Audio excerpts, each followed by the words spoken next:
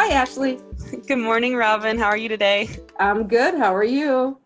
I'm pretty good considering it's 5:30 in the morning right now when we're recording.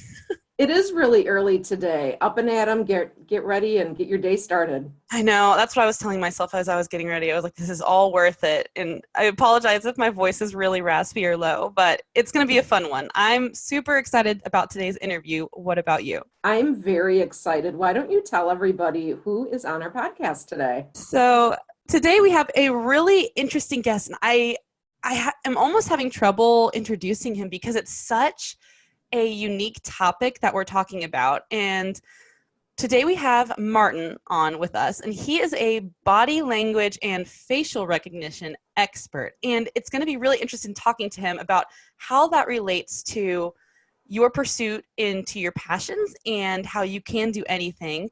So I'm just going to bring him on because I don't even know how else to introduce him. So welcome to the show, Martin. Thank you very much for having me here. It's And honest for me. And yeah, what do you want to know about body language? yeah, I feel so. First of all, you're from the Czech Republic, so it's what is it, 12:30 in the afternoon there? So quite a time difference. It was fun figuring out how we were going to schedule this, Yeah, but you've been awesome through it all. So as far as questions, I feel like first of all we should just get right into it. How do you get into something like this? Because it is such a unique topic. Do they teach it in school over there, or how did you get into this whole genre? No way they are teaching that at school. It was like self-studying. I'm Uh-huh. not sure if they even know about something like that at our schools, but Mhm. let's not talk about it right now. It's quite a long time I get into that because I've been all my life, I'm more like reading type. I'm Mhm. not the crazy type, but I always thought about things, and while I find out there is something more than just spoken word, I wanted to know more about that. So I made my parents to buy me a book about body language, and since I get that book, I read it like 4 times when it's like seven Wow. years ago, Uh-huh. and I was like about 15 maybe. And when I found out there is something much stronger than words are, not more important, but something stronger than that, I knew that's gonna be my passion. So since that, I pursued that. And how do you get a? You can buy a book, and every single book, it doesn't matter who wrote it, has some wisdom in it. And if you follow it for like a month or two, you can definitely get into that and get much better than you did. Wow. What was the book? Do you remember the name and the title? I don't remember the It's a title of the long. book, but it was by James Bork, I think. Okay. Fascinating. That's so crazy that you can learn all of that from a book. I mean, are there lots of pictures? Like, I mean, how does that work? Yeah, there are some of the pictures, but basically the descriptions of the body positions are not that difficult to understand. So it's pretty easy to get a book and actually learn that. The hard part comes when you get to the actual practicing that, because just Mm, by reading that you don't get much better than you've been before that. You have to mm, go out and actually observe people, and once you're going wow. to find out that something works, something doesn't work, you just have to do the selection on your own and find out what works and what doesn't, because almost every book has something that works and something that, for example, didn't work for me. Hmm. So the hard part comes when you actually go out and start observing. Who were the first people that you observed? Were they your parents, your friends, teachers? I was very young, so the first people I used to observe was my schoolmates at school, teachers, and their parents. I bet Did it you? was really funny to observe your teachers. And they had no Yeah, idea probably what you were doing.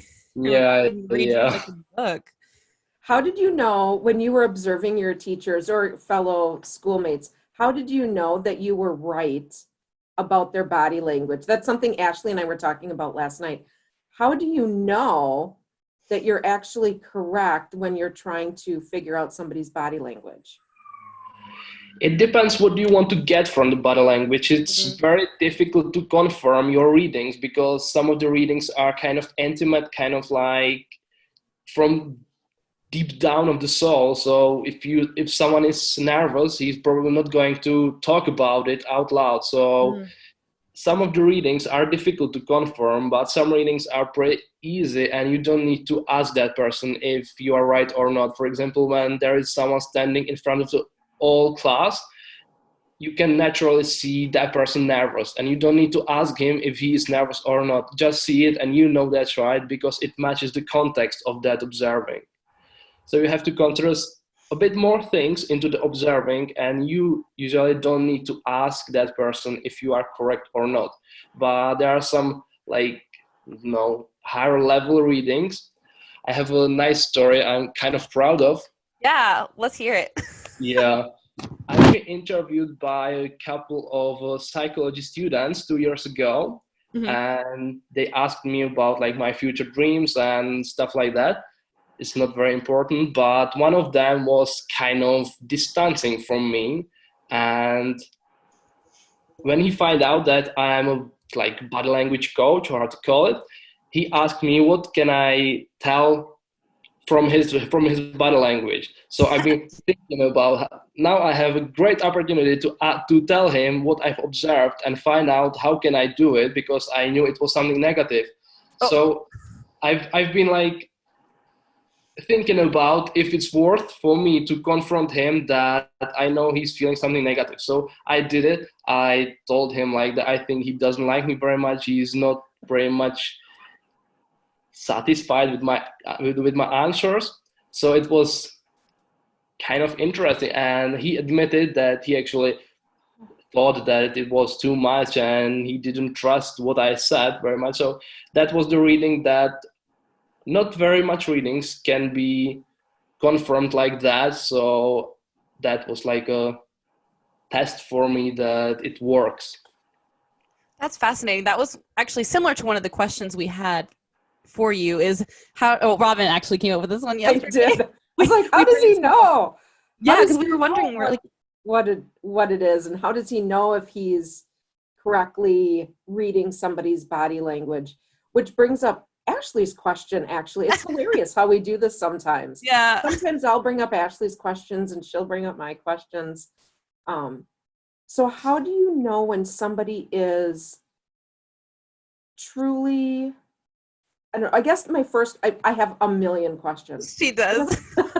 Yeah, I guess shoot. my first question is, do you typically, as a habit now, or because of your profession, do you typically watch everybody's body language and facial expressions? Or do you pick up on certain traits or stances, the folding your arm, you can't really see me, but folding my arms over is, like a closed body stance, or your feet pointing one way or the other, or leaning into somebody or not. And then you see all these pictures of Brad and Angelina. Body experts say they're together, but then they're not together. How do you go about your daily routine? And does that come into play? Do you look at everybody, or only when certain triggers hit? It's pretty much impossible to get away, like not observe the body language, because it's like when you know how to explain it. Like when you find out there is something you can observe, you can't force yourself not to look at it. So I'm pretty much observing everyone, but as I do it for quite a long time, I don't. Sometimes I decide not to observe body language, so I actually like have to avert my gaze away. For example, when we play some game where we need to guess something, I can't read because I could pretty much easily say what is that. So I like actually have to look away and not to look at that person who I'm playing with. So it's pretty much impossible not to observe and not to evaluate from that, because it's pretty much natural for me now. Do you then alter the way that you interact with other people based on their body language? So if someone is closed off, especially in like a business transaction or something, do you try to alter it to either make someone feel more safe, or it's like, I'm sure that people are closed off for different reasons, but if someone is nervous around you, do you alter your body language? Because I'm interested to know how we can do that, especially when it comes to going after our passions and everything, or interacting with people that might be either future business clients or partners. how we can do that. So do you alter your demeanor based on other people's body language towards you?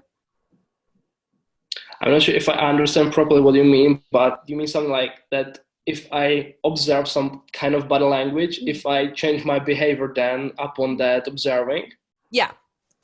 Yeah, definitely. I mean, Okay. I think it's like the wisdom of any doing that if you have some information that that person, for example, didn't say out loud, but you actually have that information, it would be foolish not to work with that information. So I believe, and I do it, that when I find out that someone is nervous, I try to soothe that person. When I see that someone is angry, I try to find out what happened.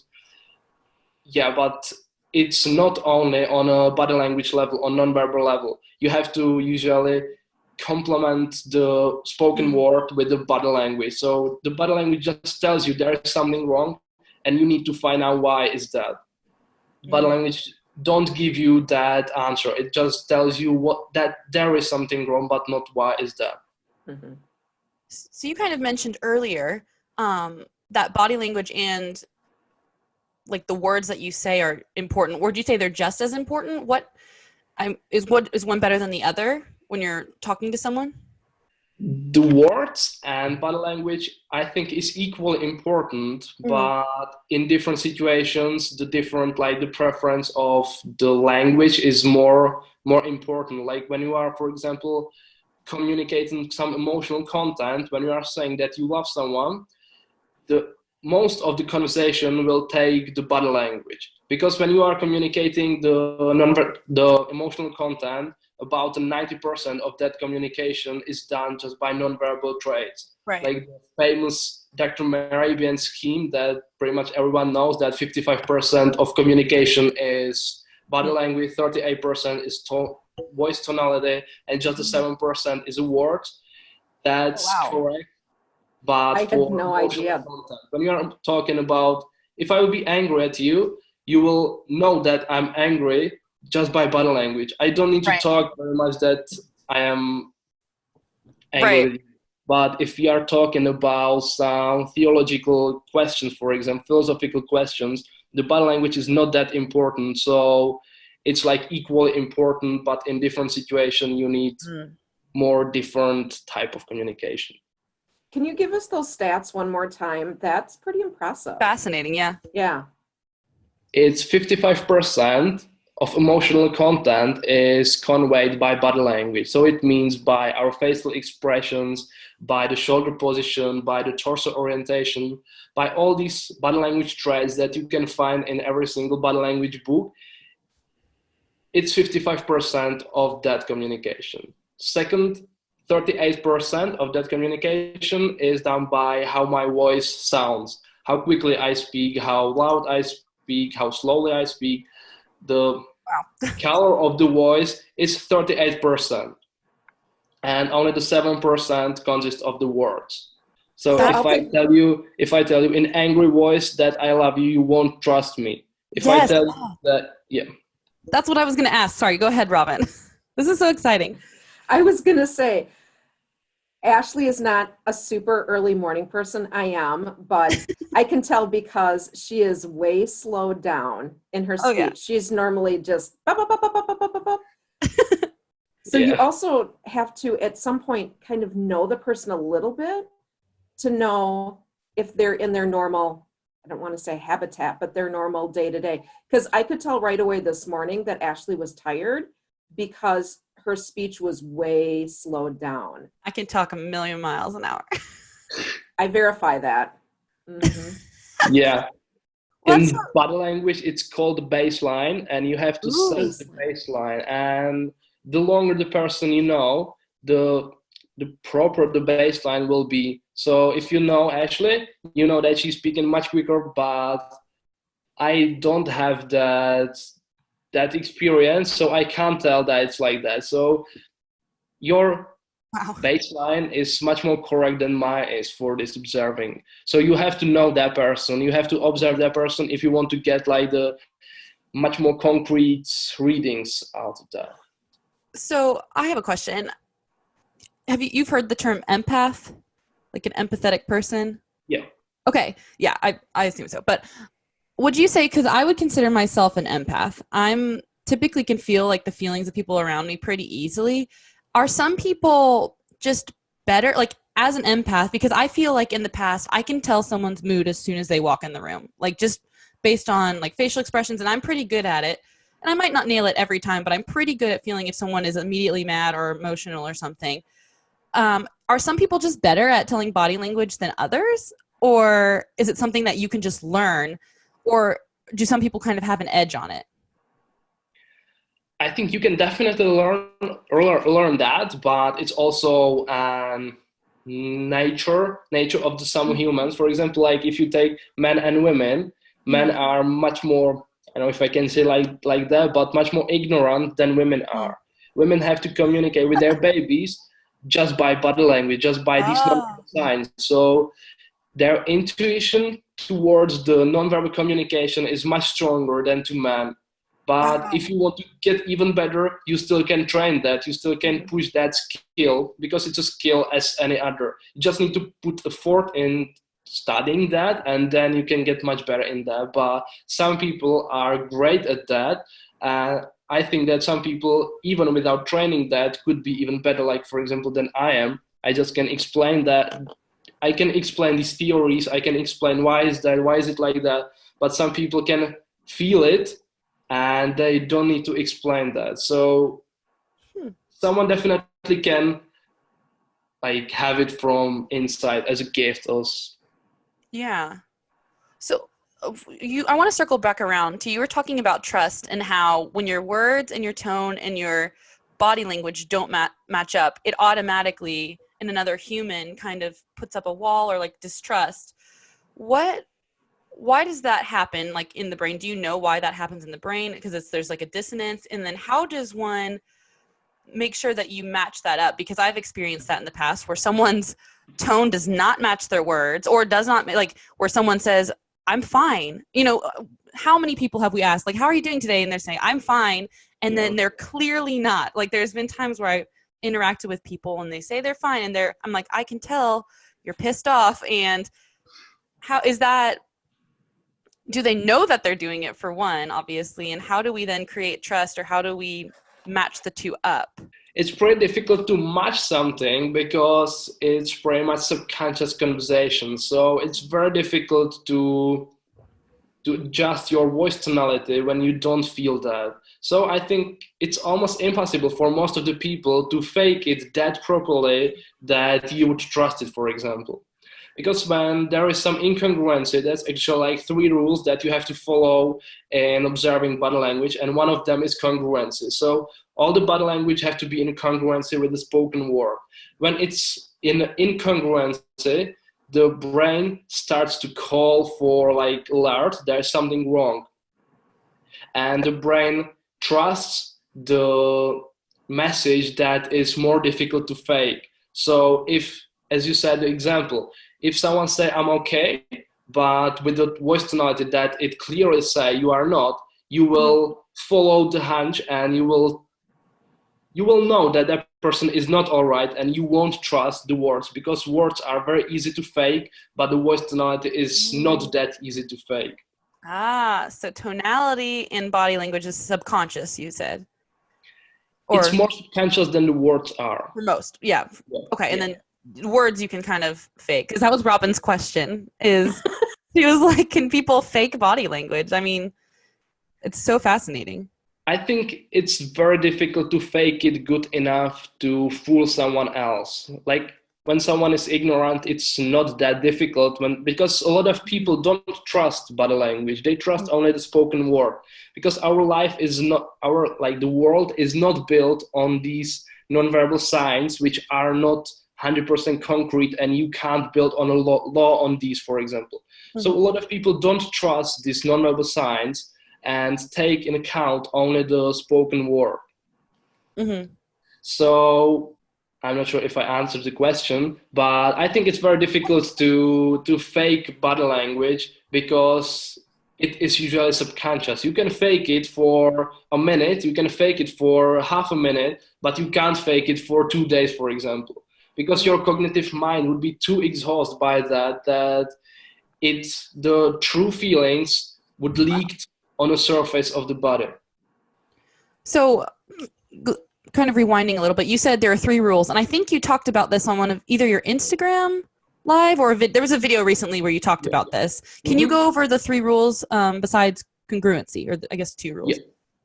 Yeah, so it's a context. The first rule is a context. You have to observe body language in a context. So the great example is that you usually, almost everyone describes this crossing arms, crossing legs as a closed body language, that you don't like the person you are talking to.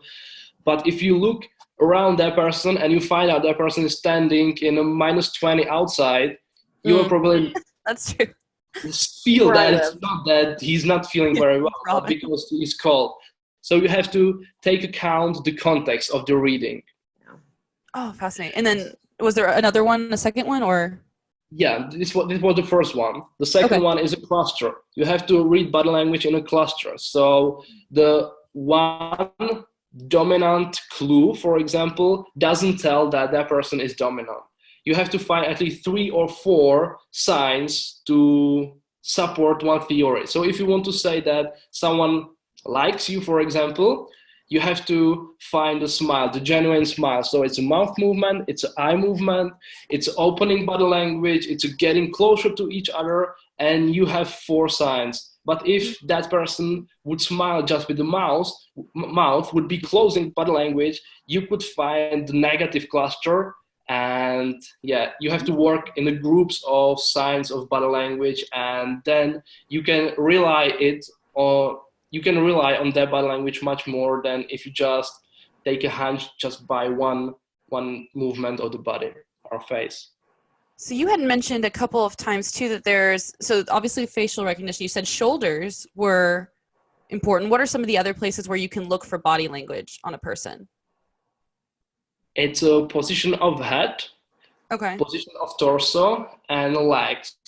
I divide it in like 4 pillars, and the first one is body language of intention. So it means that where the head is pointing. So if I look that direction, you feel that I want to go that direction. I want to be in that direction. So if you want to know where the person wants to go, you have to look where the central line of the body is directed to.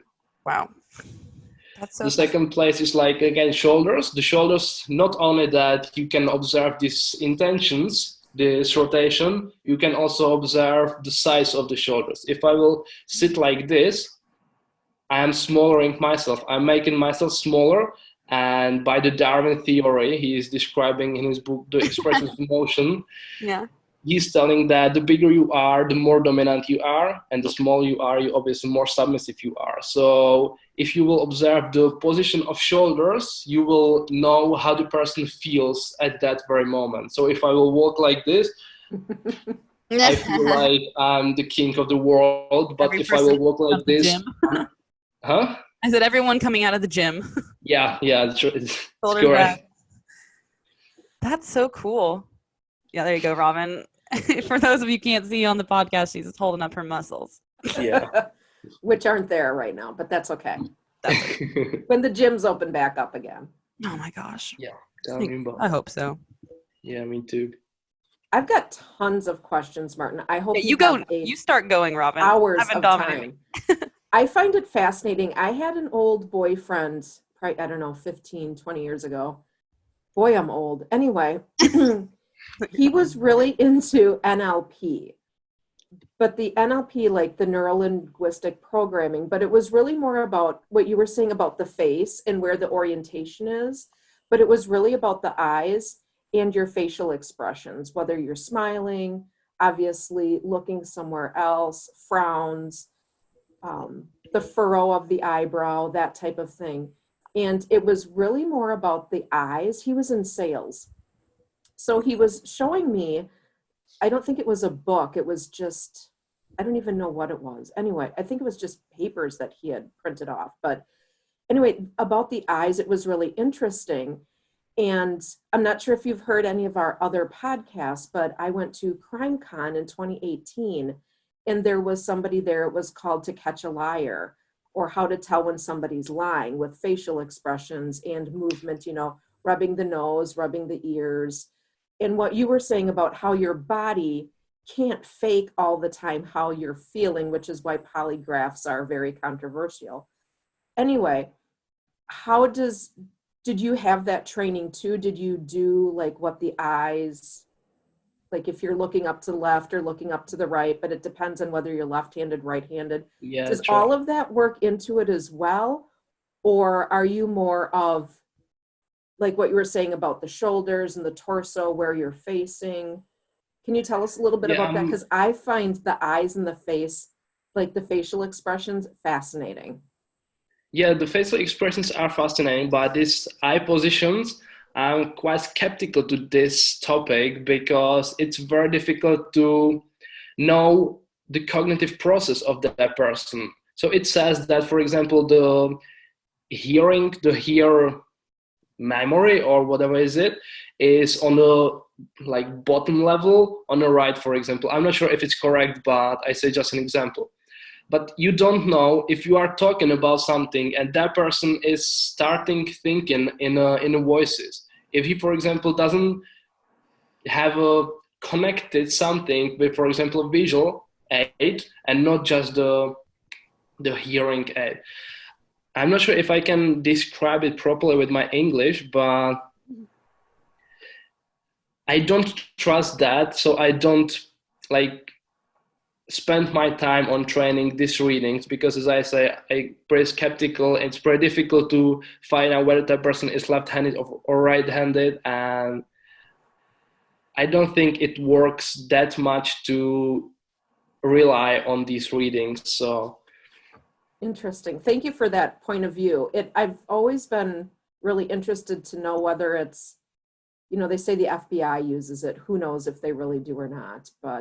And then my second question on top of that was, have you ever been asked to go into a court of law, or have you ever been asked to testify based on body language? Like, would you be a language expert to go into a court of law to testify on anything?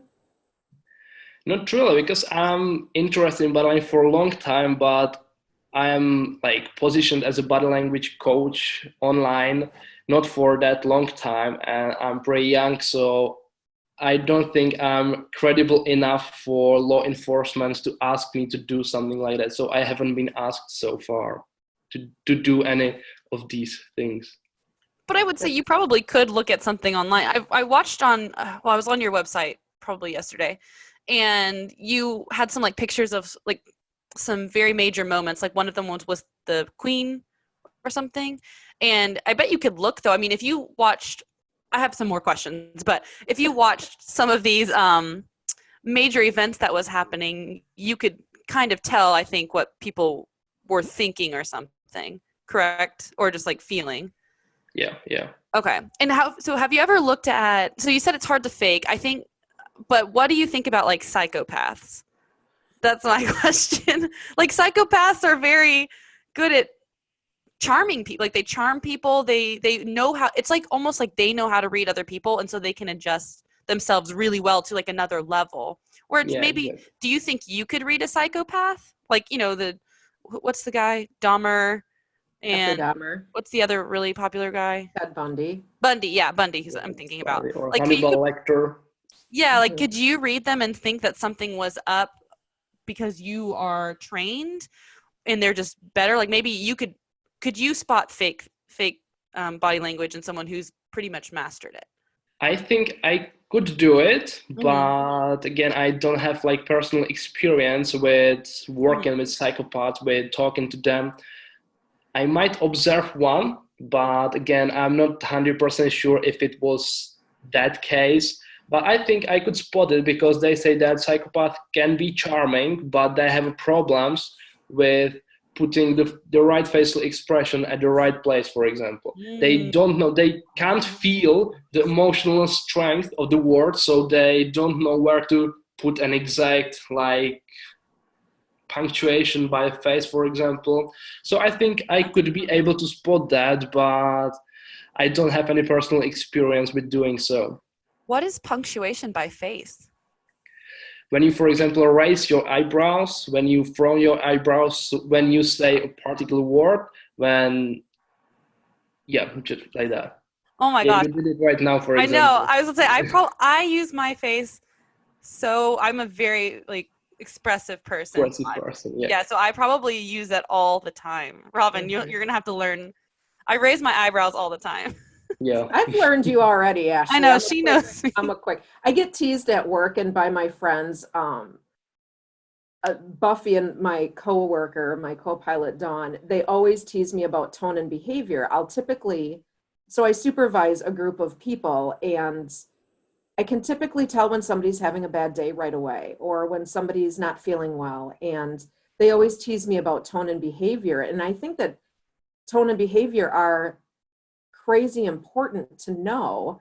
Of course, if there was a stranger there, you may have the typical body language traits, or when the tone or when the facial expression doesn't match, like, oh, I'm feeling great, but they're like, yeah, I'm feeling great, but you can tell that there's nothing there. Like, wait a minute.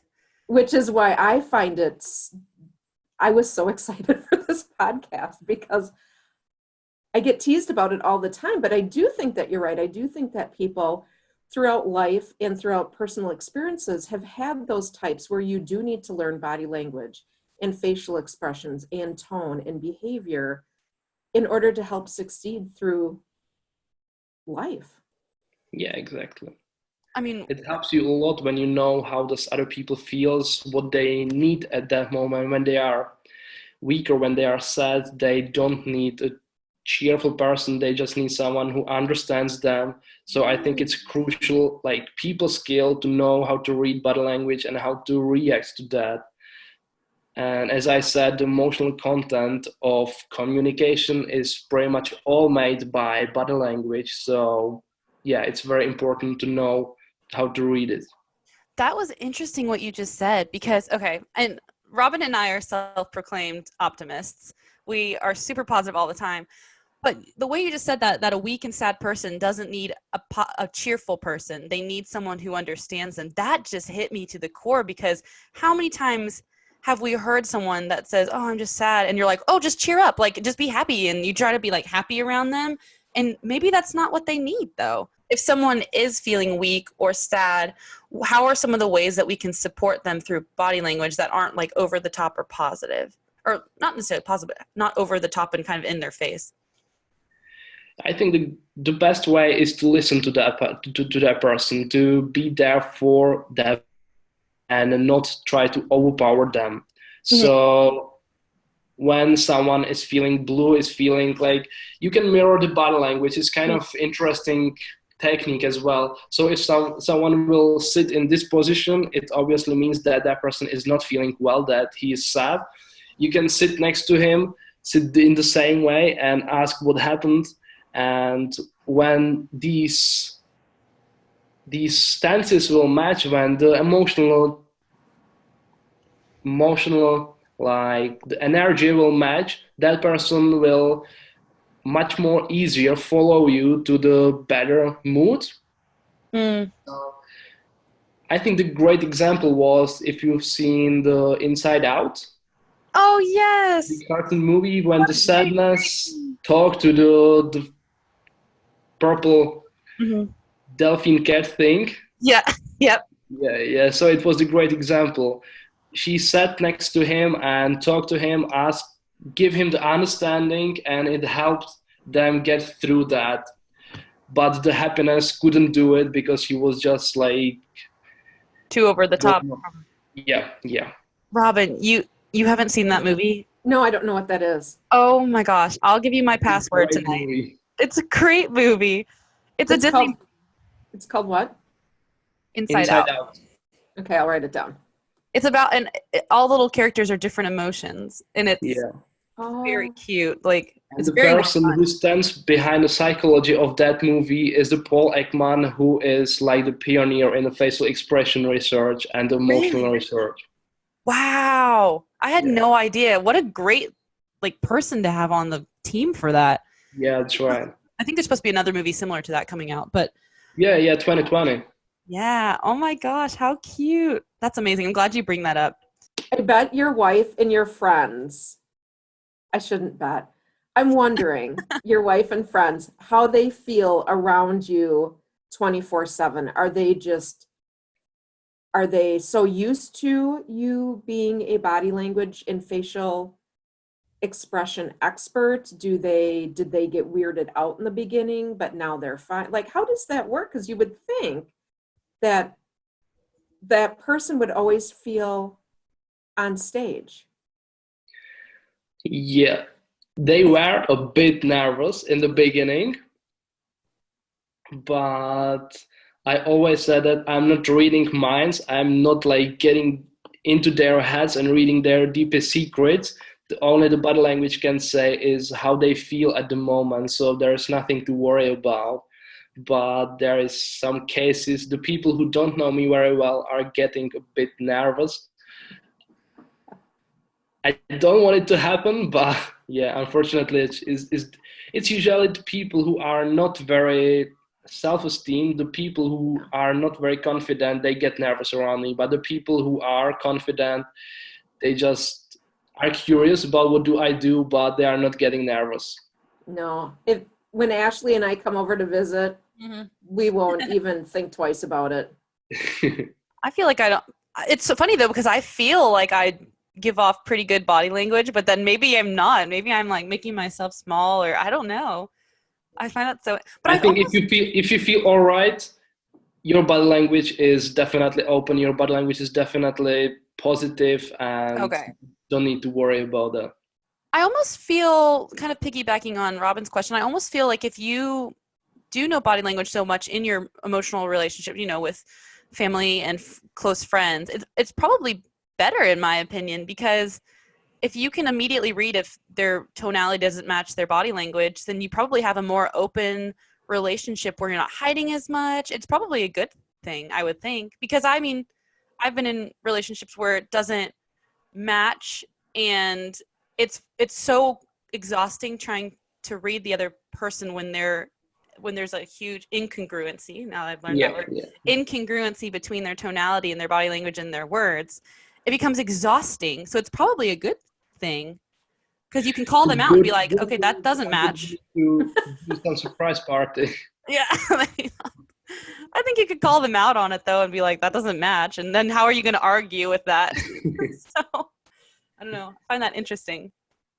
Yeah, I think it's a good. It's in any other interpersonal relationship, it's good. So even better it is when you have it in a family. So yeah, definitely helps. Do you have clients that are international, like we are having the podcast now? Although we have webcams, what about any clients that don't have webcams and have to rely on tone only? Do you have those type of clients as well? I don't think so. I've never met someone who would just have to rely on a voice tonality. So yeah. I have supervised teams that were all remote distance and they didn't have webcams. So I had to rely on the tone, which is why I get teased about tone and behavior all the time. So I really seem to have an ear for tone when I can, after, of course, you have the baseline, like you said, and you start to learn the person or know when they're having a good day versus a bad day or just a normal everyday day. I just wondered if you had that experience too, especially with working from home and remote workers. Not really, not very much about like, don't have a lot of theories behind the voice tonality. So I've never like starting analyzing that much to talk about it. You might start. I know. Yeah, maybe. I saw on your website you had something about the COVID in the masks, and talk a little bit about that. How is this coronavirus changing the way that either we talk to each other, or what exactly is that all about? Yeah, the coronavirus crisis is changing the etiquette, it's changing a great deal how we have to communicate, because we have to carry all the time the masks. So it covers 60% of the face. And these muscles around the mouth are very important in distinguishing what emotion is the person feeling. Wow. So it's very difficult to communicate properly in the masks. Yeah. So that is one of the reasons, one of the difficulties in these times, that you're relying on the smile of other person and you can't see it right now. You are relying on mild disgust signs, the sign you just did. You are relying on this like understanding because you do it only with your mouth. And if you have a mask, I can't see it. So I don't know if you understand me. I don't know if I am communicating properly, if you still are with me or if I lost you somewhere. So the masks are a big problem, but another one is, for example, the distancing. So you can't stand closer than 2 meters, and it's way more than the personal zones are, because they usually are about 50 centimeters to 1 meter, and when you have to stand like 2 meters away from each other, but subconsciously it tells you that that person doesn't care very much about you, so you can start feeling awkward. It doesn't have a huge impact on that communication, but it can have a mild impact. But when you like put it on a pile, it can do quite a big changes in the relationships, for example. It's so true, because I visited my brother the other day because I had to pick something up from him, and we stood, 2 meters. I think it's 6 feet, how we say it, but it's like, it felt really awkward, and I've lived with him for most of my life, and it just felt so strange, and our relationship even felt strained because I couldn't give him a hug. Or I was like, it's like, what do we do with our hands when we're standing six? Like, we just kind of like stand there with our hands next to our side, and it's so unlike our normal, which makes it makes you feel lonely. Because that whole time I was like, I feel like I'm not your friend anymore, just taking away that or just adding that extra meter. Yeah, and that's not only about that extra meter, but you also have to take away all the physical contact, which is also very important, and it makes quite a big changes in a conversation.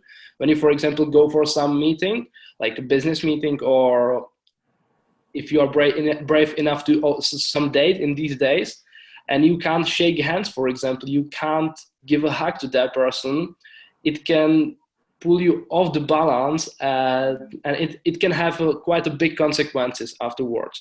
Not the direct ones, but it can add on the top of that, and it can be a bad. Here's a really quick question before, and one more, Robyn, I promise. You mentioned the term mild disgust. What is the difference between disgust and mild disgust? I like the disgust can be extreme, like like that, or just a small one. When you talk about a topic you don't like, you do it. When you think about things that you are not very much into it, you show that disgust. When you say no, for example, when I used to work in a cafe in London, and some people, and I was asking them if they want a receipt, they just did that mild disgust gesture on their facial expression, and I know they don't want that. So you can mildly discuss what if someone mildly disgusts you? How can you tell that? Like, what's the facial expression? The facial expression, you have to observe this nasolabial furrow, it's called. You have it quite visible, so just have to it's right there. It starts on the edge of the nose and ends on the lip corner, and if that furrows deepen, you know that someone is feeling disgust, and then you're observing this root of the nose, the glabella. And when you see, we're gonna use all of this. I'm just gonna start reading everybody. You will do it like this. You see that it's furrowing here, and it's again disgust. It's not anger, as someone could interpret it as. It's a disgust. So you have to observe this part of the face and this part of the face. I think that's why mine are so. Maybe I just am disgusted off the. No, I just think I smile too much. I think that's what it is. Yeah, smile. It's this movement, and it also deepens that. But disgust does it in the way I can try to show it. Yeah. Okay. So it's like a scrunching of this part. Yeah. And another movement, it's a bit different. It's Yeah. more to the side of the Glare or nose. something. Interesting. Go ahead, I Rob. like to say my lines are from smiling and my crow's feet because I Yeah. smile with my eyes, I've been told. That's what I That's like what to you're say. supposed to do, right, Yeah. Martin? Exactly. That means you're authentic. If you don't smile, because an inauthentic, I did learn this, I think, from you. An inauthentic smile is just your mouth. And then an authentic smile is like what your eyes like Yep. went a little Yeah. bit. There's not a whole lot of fake right here. It's No, what you there's see is what you get. she's always been completely honest. Yeah, no question. What is something that you'd like Ashley and I and the listeners on the podcast to know about you? Putting you on the spot. Yeah, something that you haven't already told us, or something that you think that everybody should know about. That's a difficult question. About you or about him, Robin, or about just the topic? It can be about the topic too. Yeah, just about the topic. Anything about body language? Yeah, all right, so let's start with the body language. I think that our conversations, our communication is always our responsibility, and how our conversations, how our communication is being done is our responsibility. So we have to think about how we communicate with the world, Mm-hmm. and not blame others that they don't understand us, because it's our responsibility to try to communicate with others in the way that they can understand it. I think that's such a good takeaway. It's a great takeaway. Yeah. Because how many times do we just, like, they don't understand me? It's like, well, if everyone's not understanding you, then you probably are the problem. Yeah, exactly. But it's good that, it's good to learn and to be able to express yourself better, because I think that in the whole topic of our podcast is how do we achieve our anything? How do we get to from one goal to another? And I think a lot of that, you have to rely on others. You have to Yeah. rely on the communication you have with others. And if you can perfect that, you can more easily get to the next step. So I think that's really important. So that's an awesome takeaway. Thank you for that. Thank you. Mastering something like reading, teaching something doesn't change the person from the core. I think they're still the same. So yeah, don't worry about, don't be afraid of me, because I'm just a normal person. Yeah. I don't read minds, as I said. I just read body language. And yeah, Well, there you go. difficult to talk about myself.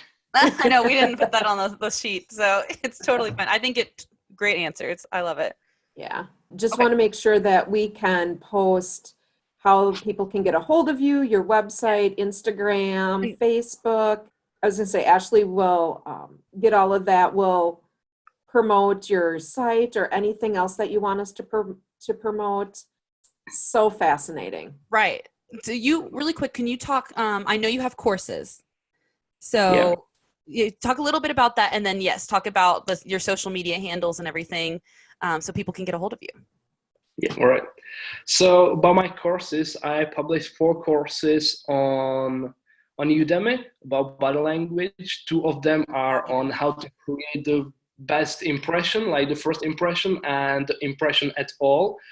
The first one, the bigger course, is called Impressive Body Language, where I talk about not only about body language, but also slightly about the spoken word, how to create that impressive feeling, because I feel like that a lot of people are forgetting that there is something that they have to learn in the spoken word as well. Yeah. Another one is about the first impression, how to master the first moments of the conversation, and why is that important. And the 2 remaining courses are on observing body language. The first one is Reveal People Who Dislike You, my body language techniques. It's kind of interesting story as well. It's like the course made alongside the story, as I told you, about the interview by the 2 psychology students, because it was a great story alongside the whole course. So it's made to find out who dislike you. And the last course is about facial expressions, how to be aware of what facial expressions means what. Because tricky part in reading facial expressions is that you learn about that, but you know all of that. You know that the disgust is disgust, but you don't know it consciously. So you have to bring this information to the conscious mind so you could read it consciously, because you read it unconsciously. As you said, both of you said that you can know what the person feels, but you probably, if I would ask you, how does a sad facial expressions look like? Do you know? Could you describe that? Like just. Okay. I feel like I want to say it's with your mouth, but I feel like it's almost in your eyebrows. Like when a sad person, it's like their like face. I don't know. What is it? Robyn, do you have an answer? Can you guess? I would say the same thing, just kind of droopy and I feel like everything's droopy. vacant, like a vacant look in the eye. There's no lines, or there's nothing going on with the face, no furrows, no smiley lines, just flat. Yeah. How do you? Yeah, that's one answer. And like the more,